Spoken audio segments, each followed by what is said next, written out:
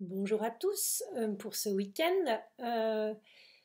Petite capsule sur mais pourquoi ça me fait si mal? Pourquoi je morfle autant? Pourquoi chaque étape, chaque euh, attitude me, me violente, me touche, m'effraie, me fait remonter toutes ces peurs?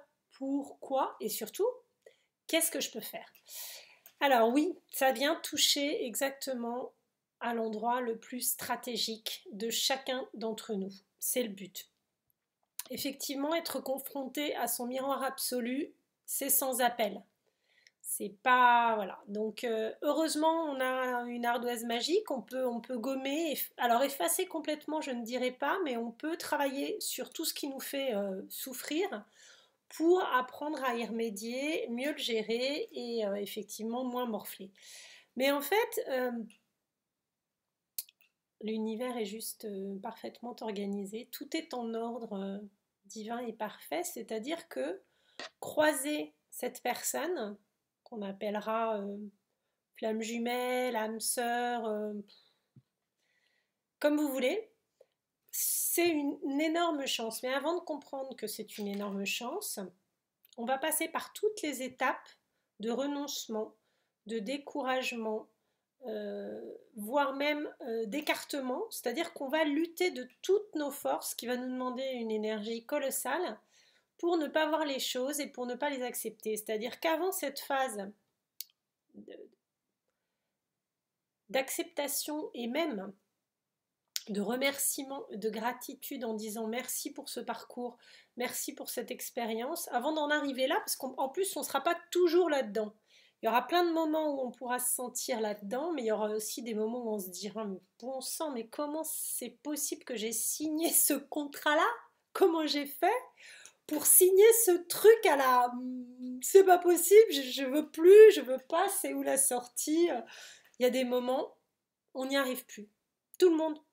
Il y a des moments où on n'y arrive plus et en plus, ça nous arrive à tous, quelle que soit l'étape du parcours et notre connaissance de tout ça, du lien, de l'intégration qu'on en a fait. On a tous ces moments où on en a, mais ras la casquette, des signes, des trucs, de cette obsession, de cette sensation de prison, d'avoir aussi le sentiment que ce qu'on attend de nous, c'est un lâcher-prise total, alors qu'au contraire, lorsqu'on est soit l'un, soit l'autre en plus, on a envie soit de ne pas le voir, de fuir, soit de tout comprendre et de pouvoir avancer plus vite. En tout cas, on veut quelque part établir un contrôle sur la situation parce que je pense franchement que le chaser souhaite autant contrôler la situation pour la faire aboutir au plus vite parce qu'il n'a qu'une envie, c'est d'être avec son jumeau ou sa jumelle. Mais je pense qu'au niveau du runner, c'est exactement la même chose. Il est dans un contrôle total de la mise à distance. C'est sa manière à lui d'avoir le contrôle sur la situation. Il ne veut pas, il bloque, il est dans le déni du lien ou dans le déni de l'amour qu'il porte pour son chaser, parce qu'en fait, ça lui fait trop peur. Il y a trop d'émotions. On y reviendra parce que je suis en train d'échanger avec une magnifique personne que j'ai découverte et qui est runneuse et avec qui je suis devenue amie. Et j'avais plein de questions à lui poser.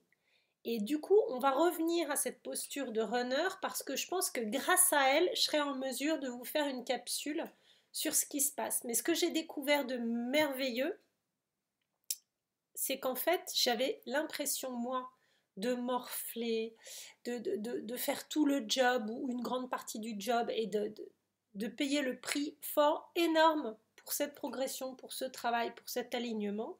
Et je me suis rendu compte que c'était très, très, très équilibré. C'est pas que ça m'a rassurée, parce que je souhaite aucun mal à mon jumeau ni à aucun jumeau du monde, mais je pensais qu'il y en avait un qui était en dormance et l'autre qui t'a fait mettait l'armure, montait sur le cheval, etc. Et pendant que l'autre attendait de se réveiller, de bosser. C'est pas tout à fait ça. Les deux souffrent beaucoup. Et du coup, pourquoi vivre tout ça? En fait, comme on est toujours en miroir, dès que l'un arrive à progresser un tout petit peu, l'autre va se mettre à bosser aussi de son côté. Alors que si on évite chacun à sa manière la situation, et ça peut même arriver au chaser d'éviter la situation parce qu'au départ, le chaser qui ne reconnaît pas que c'est la personne qu'il lui faut et que voilà, il va patienter ou voire même le soutenir jusqu'à temps qu'il arrive à ouvrir les yeux, à comprendre et à se tourner vers lui. Le chaser peut être amené aussi, la polarité masculine, donc yang, peut être amené à vivre d'autres histoires parce qu'en fait, lui aussi va faire ses classes, lui aussi va travailler ses blessures et moins douloureusement, moins terriblement qu'en face de son opposé parfait, sacré. Donc en fait, de par ces histoires qui vont plus ou moins bien marcher, il va aussi bosser. Il va peut-être bosser sur des blessures également par ce biais. Il va pouvoir faire des méditations, il va pouvoir faire du yoga. Moi, je sais que pour surpasser ces moments-là, j'en ai parlé un petit peu dans les grands changements, les grands bouleversements, il faut se trouver une boîte à outils et des clés magnifiques qui vont nous sauver un petit peu, nous amener des choses plus douces. Et je sais qu'effectivement, pour cette élévation spirituelle, cette compréhension et aussi cette acceptation, moi qui étais très très très dans la suractivité, dans le contrôle et dans le fait d'aller à 250 voire 300 km/h versus l'autre qui va à 2, il y avait du coup cette dichotomie évidente et pour me calmer, ce qui a été dans les plus, donc si ça peut aider certains d'entre vous, c'est avec plaisir que je le partage. Il y a eu des lectures, bien sûr, la découverte qui a été extrêmement utile, poser plein de questions sur des forums, j'en ai déjà parlé, le principe communautaire qui ouvre un domaine hallucinant et de bienveillance, de compréhension, et les plus anciens aident les nouveaux. Enfin, c'est très joli ces partages-là. Faites-le. Mais il y a trouvé sa propre place pour se sentir apaisé. Donc dans mon cas, c'était remettre de la douceur, de la patience, de la tendresse, me relier à un émotionnel beaucoup plus tempéré, beaucoup plus acceptant et beaucoup plus rayonnant. Profiter de chaque chose, voir les choses, se dire là j'ai de la chance dans le ici et maintenant, donc me recaler sur le présent. Et pour ça, le yoga, génial, la méditation, fabuleux, certaines lectures, respiration, se connecter avec la nature, aller à la campagne ou dans des parcs, s'allonger dans l'herbe, écouter les oiseaux et se dire qu'en fait, il n'y a rien de plus urgent que de faire ça. Prendre le temps. Moi, je me souviens quand j'ai commencé à faire mes séances d'hypnose avec une hypnothérapeute avant que ça devienne mon métier, puisque maintenant, ce que je souhaite vraiment, c'est accompagner les autres et probablement plein de flammes jumelles, je l'espère, dans ce parcours pour penser un peu ces blessures. Mais quand j'ai commencé à faire ce suivi-là, on discutait beaucoup avec mon hypnothérapeute et en fait, elle me disait, mais prenez un moment, quelle que soit votre journée, qu'elle soit très dense, très active, puisque vous adorez ça, que ça aille vite, etc. Prenez un moment pour vous dire, là, je marche dans un endroit qui m'est agréable et au lieu de rester au bureau sur le chantier ou je ne sais quoi, allez profiter pleinement et reconnectez-vous à quelque chose qui vous relaxe et qui vous fait du bien. Donc j'allais dans un parc, manger un petit sandwich mais que j'aimais bien, qui me faisait plaisir, où je me préparais, je me suis fait des bento pour manger plutôt des choses qui me faisaient plaisir. Et à l'époque, je me souviens, quelques semaines après, j'avais aussi eu la chance de faire une formation, le bien-être et dans l'assiette ou le bien manger avec une sophrologue que j'aime beaucoup. Et j'ai eu 3 ateliers d'une demi-journée là-dessus. Et en gros, son idée était géniale. Elle disait, mangez quelque chose qui vous fait plaisir, qui vraiment vous apporte plein de bonheur parce qu'il y aura, je sais pas, des graines de courge que vous adorez, plein de persil, plein d'herbes, plein de coriandre parce que vous adorez, ou un Indian bowl, voilà, qui vous fait plaisir, ou j'en sais rien, si vous aimez effectivement la viande, et ben, préparez-vous quelque chose et emmenez votre frichti. Le bento est une super technique, ou offrez-vous une fois de temps en temps, même si vous savez que c'est pas terrible pour la santé, mais que vous adorez ça, j'en sais rien, du libanais, euh, ce que vous voulez, et parce que ça vous fait un bonheur, ça vous provoque un bonheur fou. Et prenez le temps, même si c'est 10 minutes, un quart d'heure, de déguster, de profiter. On est tous propulsés dans des espèces d'urgence des choses et on ne repense au moment que quand ils sont écoulés. Or, profiter de ce qui se passe, c'est hyper important, hyper important. Et d'en avoir conscience au moment même, de se dire, ouh là je passe un bon moment, c'est super. Je l'ai déjà évoqué une fois, mais je le redis, c'est très important. Donc la pause déjeuner, et puis effectivement c'était savoir trouver les moments où on se reconnecte avec nous-mêmes. Moi je me suis rendu compte que dans les transports en commun, souvent j'étais avec mon téléphone et je regardais mes mails et je regardais les choses importantes que j'avais à faire. Et puis j'ai pris l'habitude de ne plus faire ça. Quand j'étais dans les transports, de toute façon, je captais très mal. Donc c'était compliqué, ça coupait ma communication, ça coupait ma saisie de texto. Donc je me suis dit, arrête ça. Et j'ai découvert effectivement une appli de méditation qui s'appelle Petit Bambou. Et je me suis dit, je me fais une méditation, quel que soit mon trajet, de 5 minutes, 10 minutes, où je m'écoute une musique de ce qui me plaît, de mer, de feu qui crépite, de rivière qui glougloute, un truc qui me fasse du bien, et je me reconnecte à ça, et pendant quelques temps, je suis dans un univers rien que pour moi. Et je prends ce temps parce que, effectivement, ça me fait un bien dingue. Et en fait, à plein de moments où on pète les plombs, où c'est trop tendu dans le boulot, dans la vie, ou dans ce parcours de flammes jumelles ou de liens sacrés qui est très compliqué parce que il y a de la pression, parce qu'il y a des échecs, parce qu'il y a des retours en arrière où on se dit ah mais là j'y étais presque, j'avais l'impression d'y être, je sentais que j'y étais. Pas forcément encore dans la complétude selon les étapes du parcours, puisqu'il y a un début de parcours FJ, on pourrait dire, là, le moment où on rencontre son autre. Il y a un milieu de parcours FJ où on fait bip bip le coyote et on se court après, c'est les allées comme ça, je viens et c'est toi. Et ça c'est épuisant et puis ça dure assez longtemps pour certains. Et en fait, dans cette période de je t'aime moi non plus, de milieu de parcours, on est complètement paumé. En plus, on n'a pas forcément identifié les choses aussi clairement que je peux les énoncer maintenant en fin de parcours parce que j'en ai une clairvoyance accrue. Au début, on ne sait même pas ce qui se passe. Et franchement, au milieu, on se dit ah oui, il y a un truc spécial. Mais rien n'est clair encore. Donc, pas de souci avec ça. Il faut savoir s'adapter pour se reconnecter sur des choses qui vont nous faire du bien, nous calmer, nous apaiser. Et puis, ce qui est très utile, c'est de ne pas prendre nos émotions comme des torrents qui nous embarquent. On l'apprend en méditation, mais on l'apprend aussi beaucoup avec ce livre dont j'ai déjà parlé, Comment apprivoiser son crocodile. D'ailleurs, je l'ai là, je vous le montre.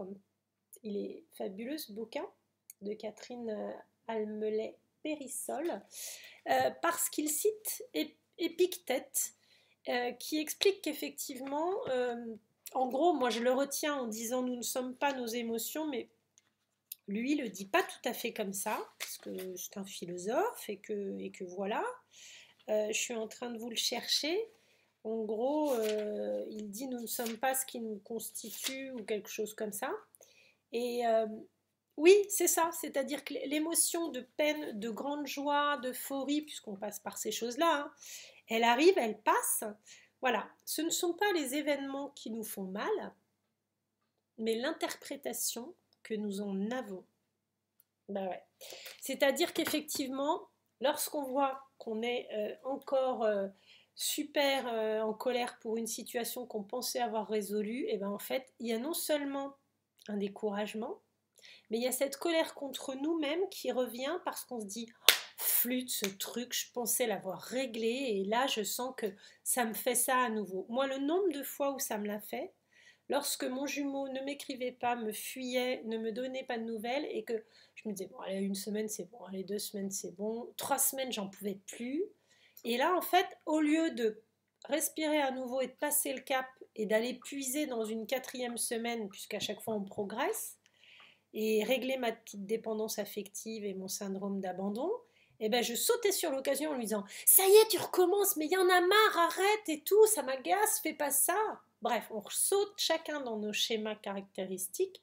L'un de plus savoir comment s'en sortir ni quoi dire et d'être pétrifié dans ses peurs, sa culpabilité, son syndrome d'infériorité, et l'autre dans le fait de glaner les infos et de relancer tout le temps et d'épuiser son partenaire en le louspillant en permanence et en lui disant tu vois, tu me refais le coup.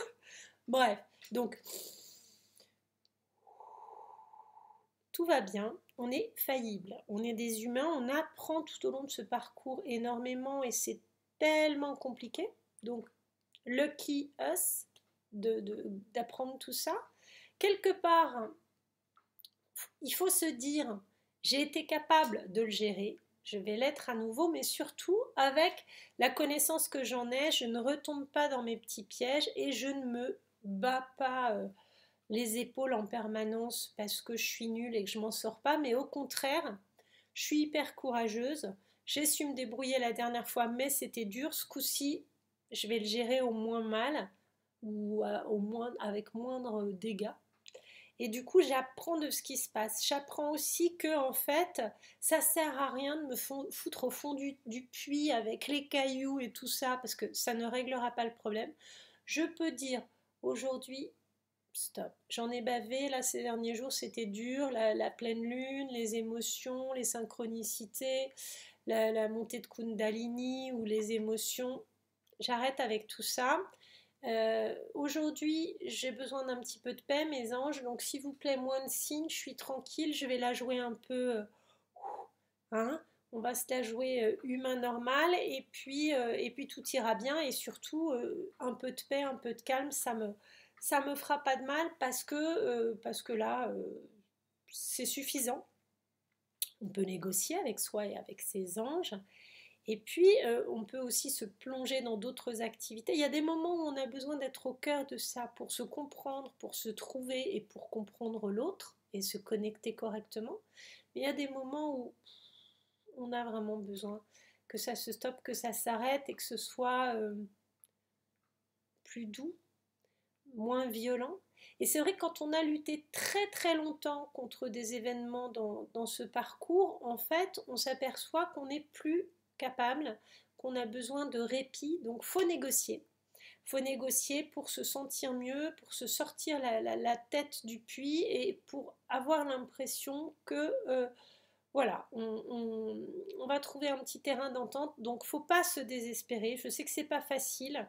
Moi, j'ai vécu des moments indépendamment de la nuit noire de l'âme qui a duré extrêmement longtemps chez moi parce qu'en fait, comme je repoussais un peu les choses, j'étais dans une semi-dépression et j'ai stagné entre deux eaux comme ça pendant des années parce que mon jumeau me quittait, revenait et était avec d'autres personnes et que moi j'essayais aussi avec d'autres personnes et que ça marchait pas parce que je voulais pas.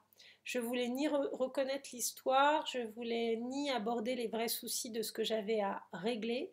Or, tant que je n'étais pas moi-même en train de régler les choses pour travailler sur moi et me sentir beaucoup mieux, ben, plus j'allais mal, plus j'étais dans le déni de ce qui clochait, je ne prenais pas confiance en moi pour y aller, retrousser mes manches et trouver des solutions pour aller mieux. Donc en fait, je me plaignais, je me sentais maudite, je me sentais euh, oubliée de tout le monde, abandonnée par mon jumeau, malheureuse au tréfonds d'une vie terrestre où je ne trouvais aucune accroche et rien qui pouvait donner un sens à ma vie.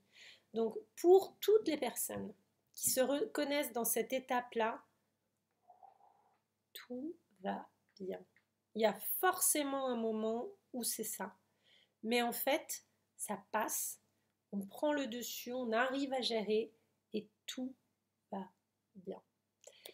Voilà, merveilleux week-end, à bientôt à tous, bonne journée.